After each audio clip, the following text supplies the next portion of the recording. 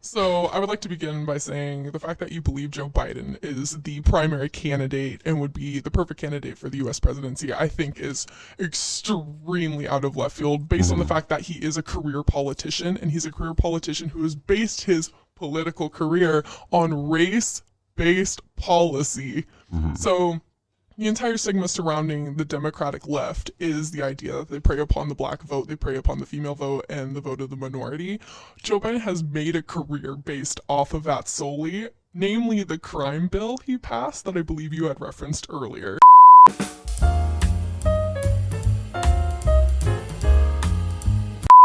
Alrighty, what up, you guys? I'm Brysin Smith. And I'm Javin, and this is Etcetera. A little bit different. Okay, so basically, we are starting a new, what is this, like series on our channel. This is going to be called, what did you want to call it again? I wanted to call it Ad Nauseam Debates. Ad Nauseam Debates. And so basically, the rules of this series is basically, we have a pro-Trump supporter to the left of me. Not really. And then just want to clarify, none of these arguments reflect our real life beliefs and stuff like that. This is entertainment. Entertainment. And then we have a pro-Biden supporter to the right of me. And so basically, I'm going to give each of them 5 minutes to try and persuade me to be pro-Trump or pro-Biden. I'm going to have them play rock, paper, scissors one time and one time only. And whoever wins is going to go first. And they'll each get 5 minutes. So rock, paper, scissors. Okay. Wait. On shoot or on scissors? Scissors. Okay. Rock, paper, scissors. Oh, wow. Javin got the first one. Thank God. So I'm going to give him 5 minutes to spill as much knowledge as he possibly can to try and make me a pro-Biden supporter. And that's going to start right now. Okay, so Joe Biden is actually a incredibly strong candidate. Reason being, he had to compete against multiple Democrats in his own party that Trump did not have to do. They kind of just wrote him off as he's a Republican candidate. And so Joe Biden actually had to crawl his way to the top, and he did so successfully. He has a long-standing career in politics, and he's done a lot of good with that. And he's made a lot of mistakes. I acknowledge the mistakes that Biden has actually made, and so has he. And he's grown from these mistakes and literally changed the course of American history in an extremely positive fashion.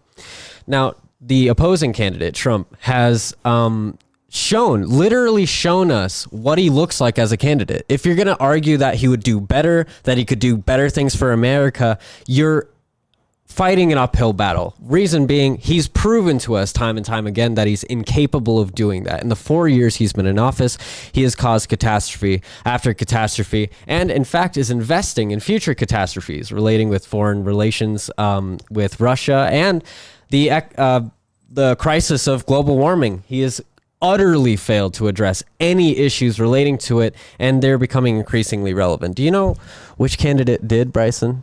I do not. I think it would be Joe Biden actually did. He created a plan to address the global health crisis, global warming, immigration, literally every topic he could have tackled, he has and has done so successfully. You might not agree with all of them, but at least it's more focused and invested than Trump's nonsensical rhetoric that goes from anywhere to white supremacy to, I don't know, just being a general Nazi supporter. Like, he's just, wow. He's myopic in his mindset and insane in his ramblings. So I'm essentially going to argue character and competency, and I believe Caitlin's going to be arguing similar points for her candidate. That is correct. Yes, thank you for speaking out of turn. You're welcome. Just interesting. Just wanted to note that. So Joe Biden, in terms of competency, I don't even feel like I really have to argue it, considering that he's proven his competency in almost every single political field that he's been in.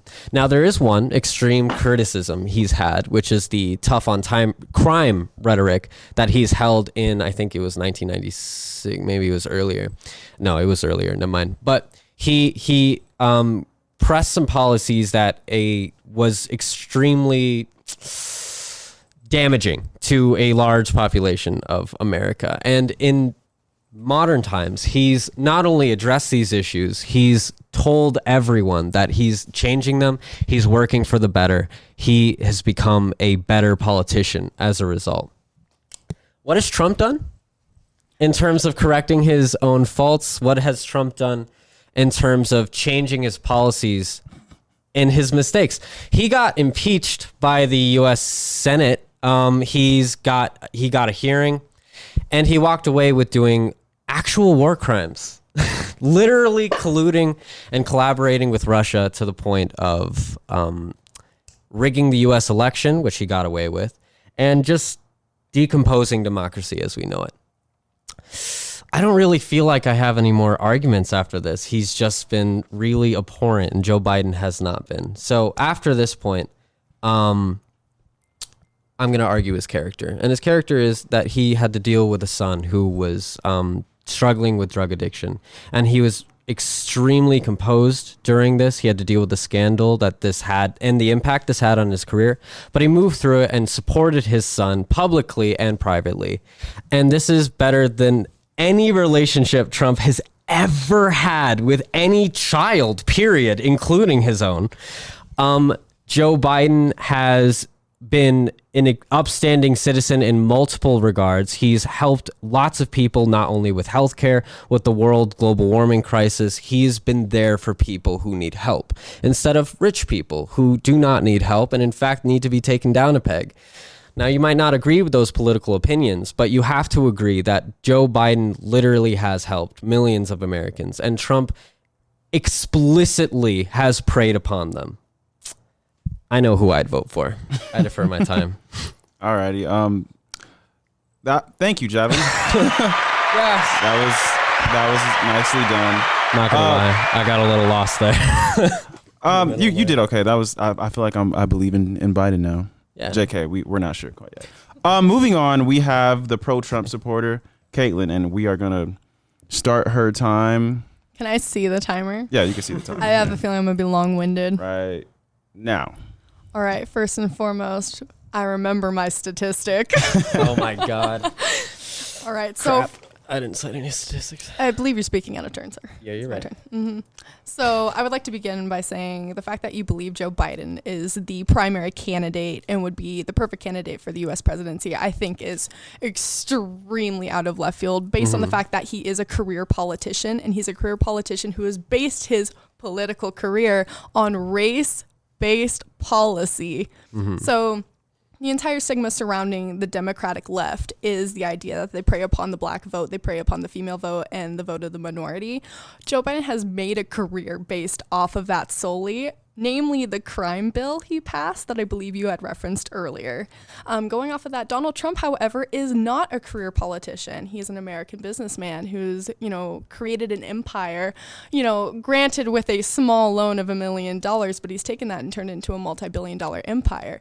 And with that, he has an in-depth understanding of how business works. And the United States as a whole, when you look at it, being a capitalist nation is a business. In terms of handling the current pandemic, he was deemed xenophobic by Joe Biden when he shut down airlines and all travel to and from China, primarily Wuhan, China, where the virus was actually based. With that, he prevented numerous deaths that could have, come from that kind of travel and open and foreign domestic travel and that kind of thing. Moving on from that, he's also done a number for 401ks. And so our retirees, they're profiting more than they would with the Democratic president and Democratic leader, which is highly beneficial, especially now that we're in a pandemic. When you are facing a crisis of you don't know when your next paycheck is coming in, especially when that is something that you're reliant on as a 65 or over individual, and you're counting on that Social Security coming in to know that you can then go and pull from your 401k and have it had doubled or tripled what it would have under a Democratic president, I think is pretty astounding and pretty impressive. Moving on past that, if you are below the age of 65, they've removed all the fees for you pulling out of your 401k. So rather than having to be dependent on not Social Security, but social programs such as food stamps and other welfare aid inclusive of unemployment income, you can then go and pull free from your 401k without the penalties. Trump understands that we are in a crisis, and that we need to move forward as a whole. And in order to do that, we need to stimulate the economy. And that may be pulling from your 401k. Mm-hmm. And so with that, I think that's extremely beneficial to the people. Moving forward with his character, obviously there's some, unlikable characteristics about him, primarily what he says. However, in history, we have not had a president so vocal and open with the populace. I think the fact that we have a president that's able to speak freely over social platforms as we do as private citizens is something that is revolutionary and beneficial to the presidency. Sleepy Joe Biden doesn't do that. He hides behind Kamala Harris, and Kamala Harris has a mouthpiece that handles all of her Instagram and social media like that. So we are only getting pieces of them funneled through news media, consumable media, including newsprint, YouTube outlets, things like that. We're not hearing from them directly. However, with Trump, he's taken that extra step and kind of removed the fourth wall and is communicating with the people directly. Furthermore, I think it's really impressive that we finally have a president that is comfortable with removing members of his cabinet when they don't do their job correctly. We have not had a president that has done that in such high frequency before.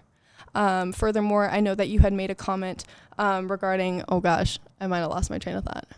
I was going really good and then I forgot. Regarding one of my points? Yeah, I was going to reply to one of your points. I forgot what it was. Was it his impeachment? Oh, yeah. Conveniently enough, it was his impeachment. He is the third person in U.S. history to have been successfully, well, not successful, but, impeached. Yeah, I get it. Yeah. So I don't think that really undermines his character too much, being that it has happened before. However, moving on to Joe's policies, if you look at his financial policy and his tax policy moving forward, he wants to tax 21.6% of the income of people who make over $400,000 a year. 21.6 or 26.1? 26.1, my bad. Got it backwards. Thank you. He wants to tax that. And to me, that sounds an awful lot like trickle-down economics created by Reagan, which the Democrats didn't really like at the time. So I find it fascinating that they're pulling from conservative ideals such as that. Moving on, I think that, Joe Biden doesn't remember his first and last name. He doesn't remember that he's running for the presidency. I don't want a president with Alzheimer's nor a stutter. I want confidence. Thank you. I yield my time. There it is. Time. Yeah. Wow. That 1 second, man, right? She really devastated me. Round of applause. Both you guys did well. Thank you. I'm really split in the middle. Well, first off, I'm curious to know, do you actually believe everything you were saying? Absolutely not. That's what I was like. Because I gotta say, I kind of lost. So I was like, I don't believe some of these things I'm saying. Yo, I'm like, wow, she is really, I know this is for entertainment purposes, but I'm like, she is really going in right now. Absolutely not. To defend him, even as a joke. Yeah. Mm-hmm. How did that feel? Oh, I wanted to throw up the entire time. As far as persuading me to be pro Biden or pro Trump, after hearing both of them, I've made my decision, and I think I'm going to go with Biden. Why? Because I was going to say, me personally, I don't trust Trump, and I think the bar is set really low for someone like that to be in office. Yeah. No, I'm sorry. Just you can say something. Yeah, and to be fair, she was fighting I really did mean it when I said she was fighting an uphill battle, considering just what the context of what we all believe in politics. But based sheerly off of argument, who would you go with? Let's say you had no idea of politics whatsoever. That's why it's hard. I think you guys both made pretty strong points. I would like to add to my argument really quick that Trump does want to do away with Social Security going forward, which means Social Security will run out in, I believe, 2036, in which case you will profit more from your paycheck. Yeah. So if you're looking for longevity financially, Trump might be the best option for you. He's for the rich, right? He's just No, what? He's for the people. He's for Brysin. everybody. We're a capitalistic nation. I've made my decision. Biden. Okay. W. I kind of want to do a kind of like a cross analysis of what we kind of dissect what we argued. Yeah.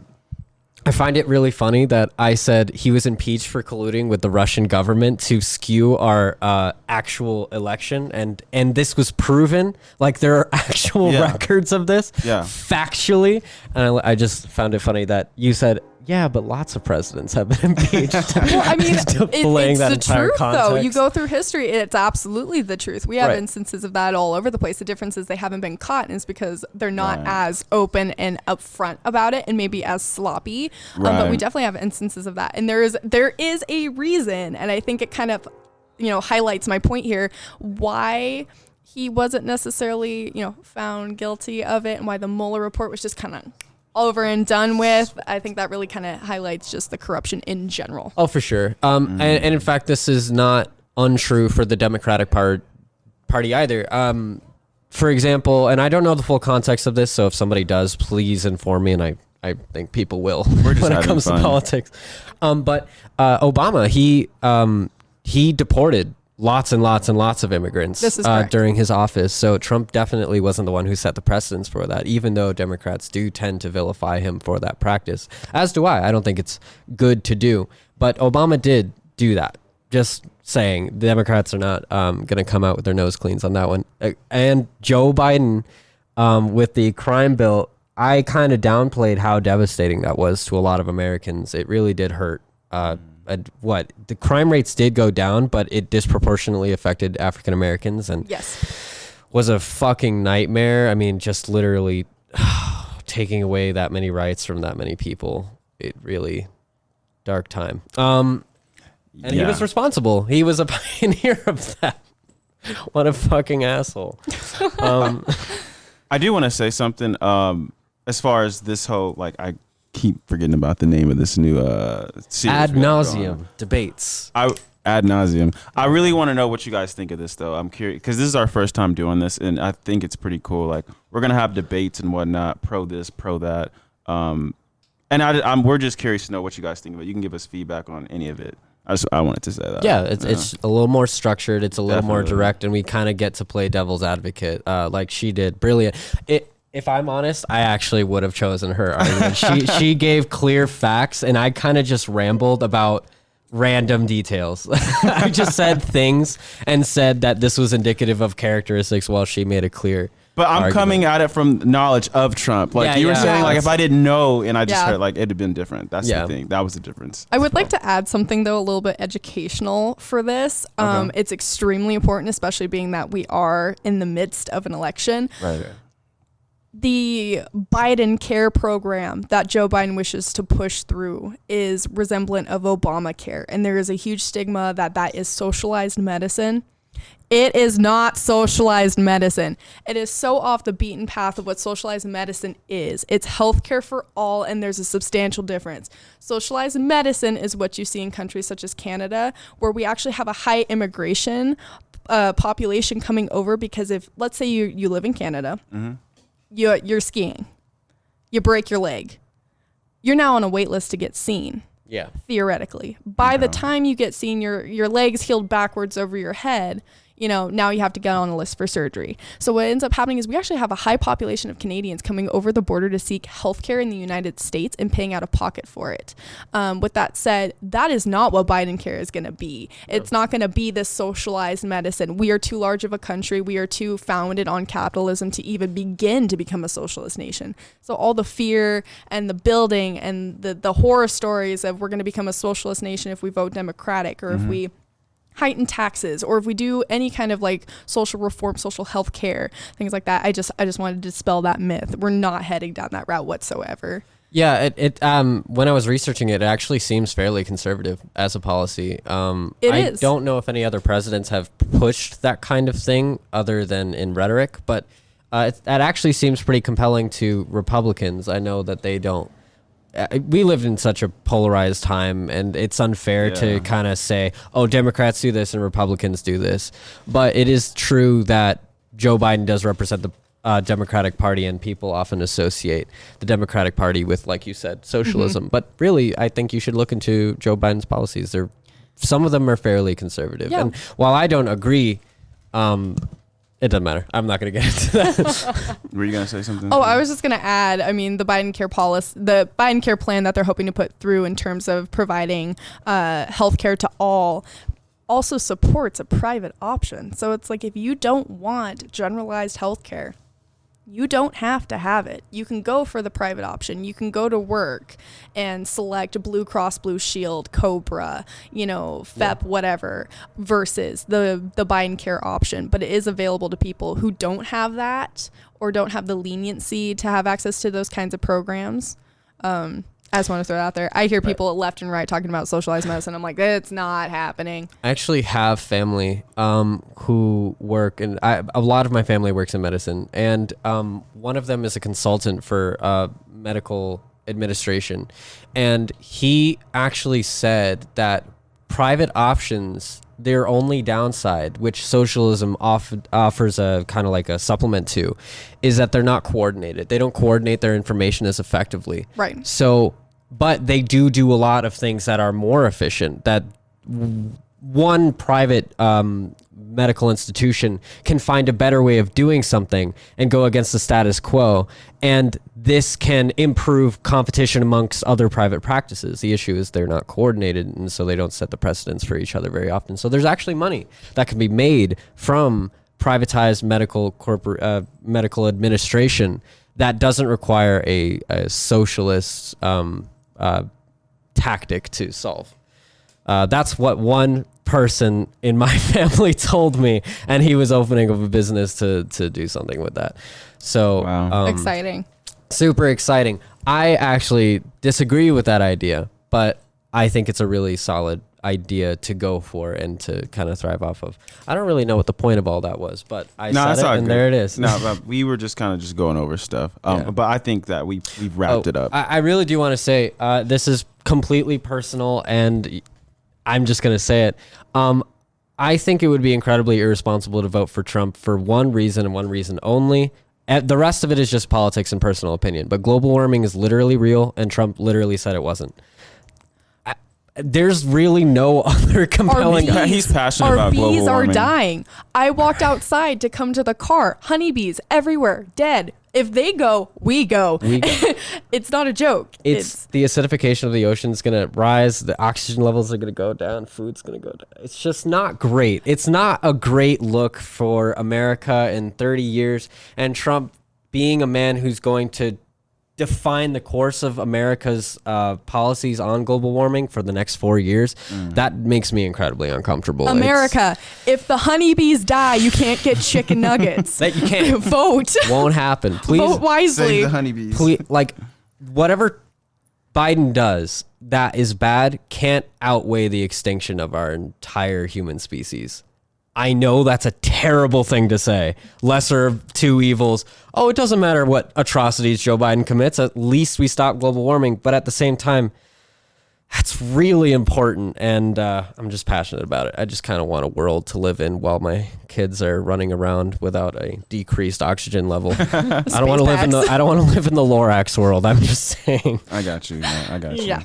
Mood. Yeah. So, are you two? Have we said enough? Is that it? There's never enough with politics. There's so much more to really say. Just keep going on and on. But the whole point of this was to have you guys debating and for me to choose a side. Yeah. Vote. Yeah. If we get this up by voting time, I don't know if we will, but if we get it up after voting time, if you didn't vote, you suck. There it is. All right, toodles.